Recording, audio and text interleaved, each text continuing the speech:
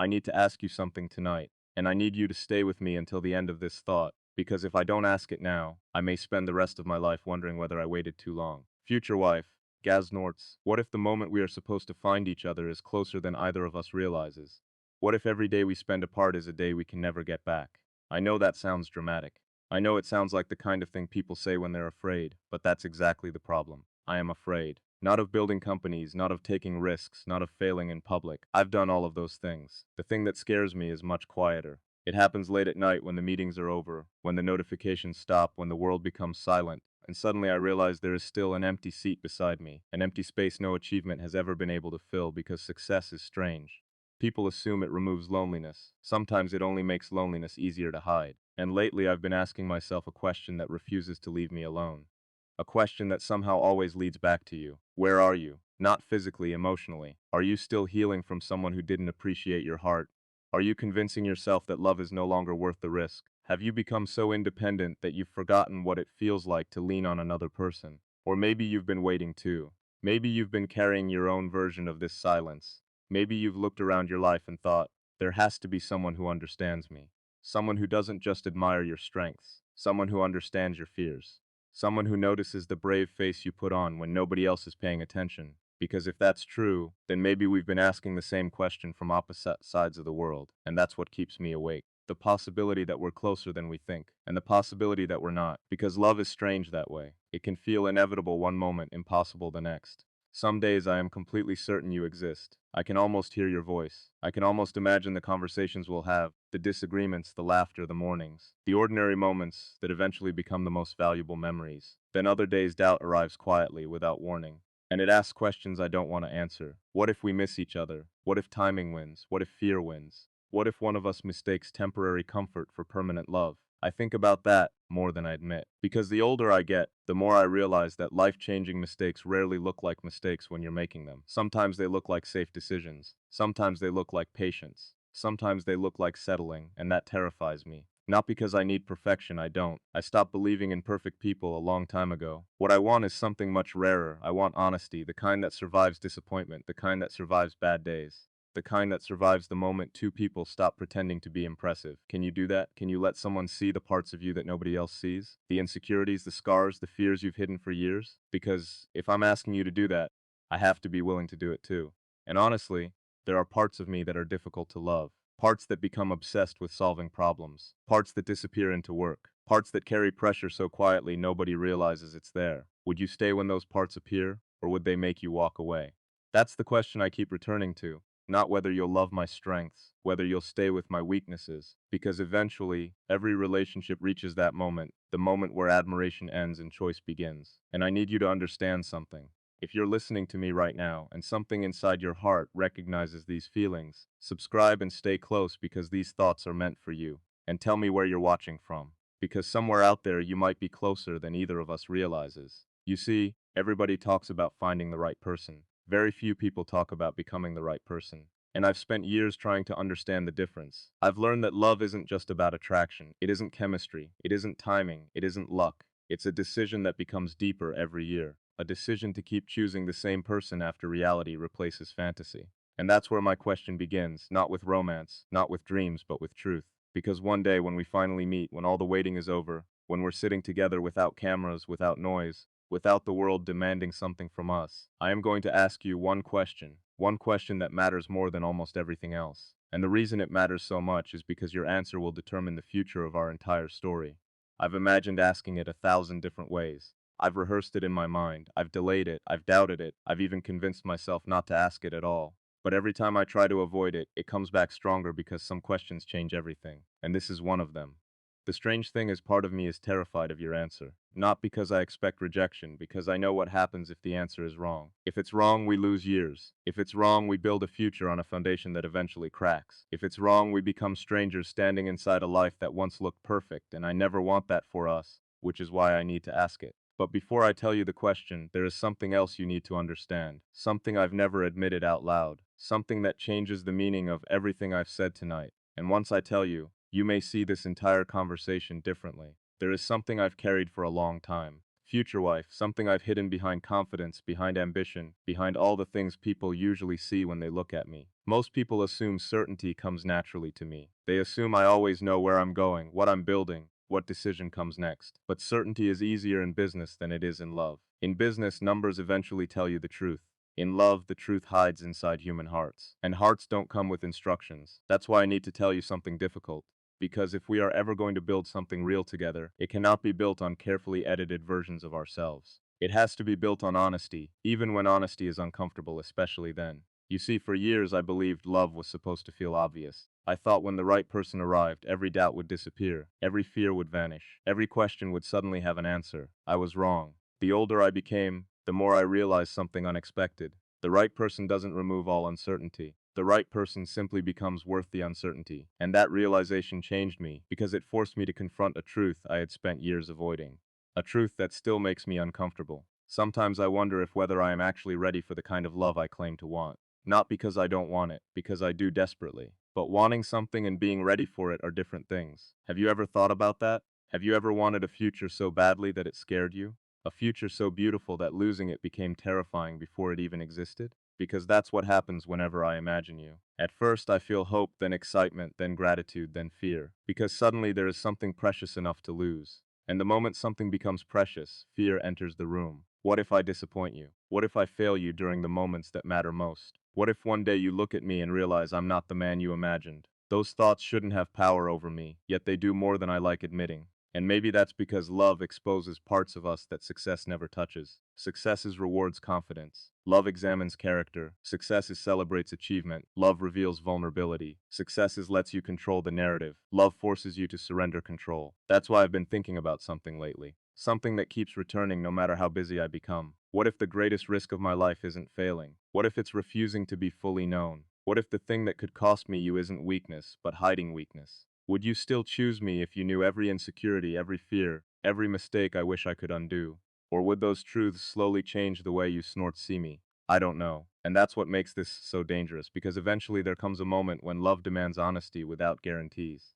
You tell the truth before knowing whether the truth will be accepted. You reveal your heart before knowing whether it will be protected. And that's exactly where I find myself tonight, standing between hope and fear, between possibility and loss, trying to decide how much of myself I should reveal, because there is something deeper beneath all of this. Something I haven't told you, something I've deliberately avoided. In fact, I haven't told you the real reason yet, not even close.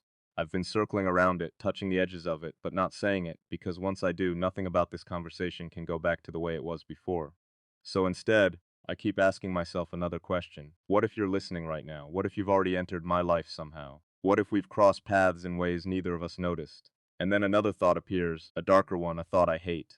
What if I meet someone before I meet you? Someone kind, someone attractive, someone who checks all the obvious boxes, someone who looks right on paper. Would I recognize the difference? Or would loneliness convince me to choose comfort over truth? I hate admitting that, but it's real, because loneliness can be persuasive. It can make temporary things feel permanent. It can make almost right feel right enough. And that's one of my greatest fears, not ending up alone, ending up with the wrong person, because I was tired of waiting for the right one. That possibility scares me more than solitude ever could, because solitude can be healed. A life built on the wrong foundation is harder to repair, and maybe that's why I've waited.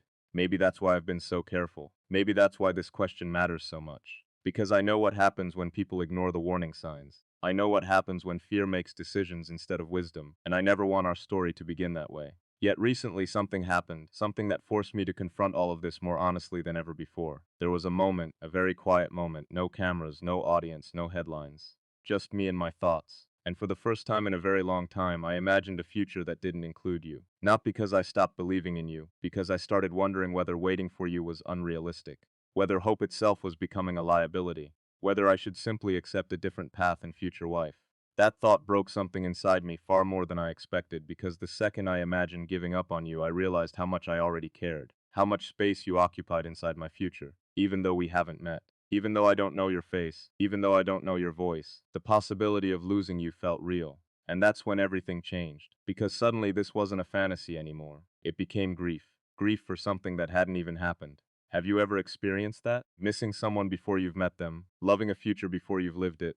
I sat there asking myself why it hurt so much, why the thought of choosing another path felt so wrong, why my chest felt heavy, why my mind kept returning to you. And then a realization arrived, a realization I wasn't prepared for. The question I want to ask you, the question I've been carrying all this time, is connected to something much deeper than love. It's connected to trust, to sacrifice, to the kind of future two people create when nobody else is watching.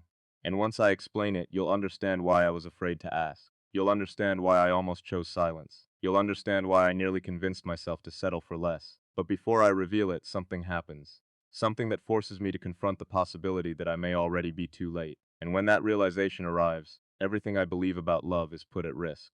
Future wife, the possibility that I might already be too late is not something I talk about often. Most people see confidence and assume confidence eliminates fear. It doesn't. Sometimes confidence is simply the decision to keep moving while fear is sitting beside you. And during the last few years, I've learned something uncomfortable. Time is far less patient than we think. We assume there will always be another conversation, another chance, another year, another opportunity to say the things that matter. Then suddenly one day we discover life has been quietly making decisions while we were busy making plans. That's what frightened me. Not losing an argument, not losing money, not losing status, losing time. Because time never negotiates. And the closer I came to asking you this question, the more I realized what was truly at stake. At stake, this was never about romance alone. It was never about finding someone to stand beside me in photographs. It was never about creating the appearance of a perfect life. It was about finding one person whose presence could make the future feel like home. And the terrifying part? Home isn't just something you can manufacture. You either feel it or you don't. That's why I couldn't force this. That's why I couldn't simply choose someone because the timing looked convenient. Because convenience has never built anything extraordinary. Not companies, not families, not love. Yet there was a period when I almost convinced myself otherwise. A period I haven't spoken about until now. A period when waiting became painful. When uncertainty became exhausting. When loneliness started whispering dangerous suggestions. Maybe good enough is enough. Maybe certainty is unrealistic. Maybe you should stop looking for something deeper. Maybe you should settle. And for a moment I listened. Not completely, but enough to scare me. Enough to imagine a future built on compromise rather than conviction. Enough to imagine standing beside someone while secretly wondering whether our paths were ever meant to cross. Enough to imagine waking up years later carrying a regret that could never be undone in future wife.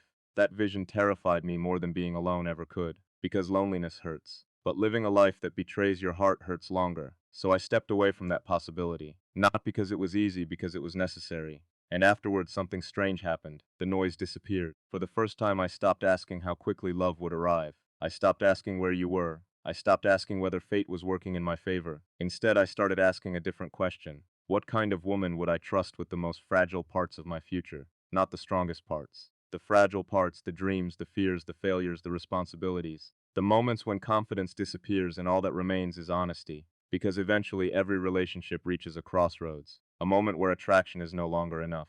A moment where admiration is no longer enough. A moment where two people must decide what they are truly building together. And that's when I finally understood the question I needed to ask you. Not immediately, not all at once. But the answer arrived slowly, piece by piece, like a truth that had been waiting patiently for me to become ready. And when it finally arrived, I understood why I had delayed it for so long.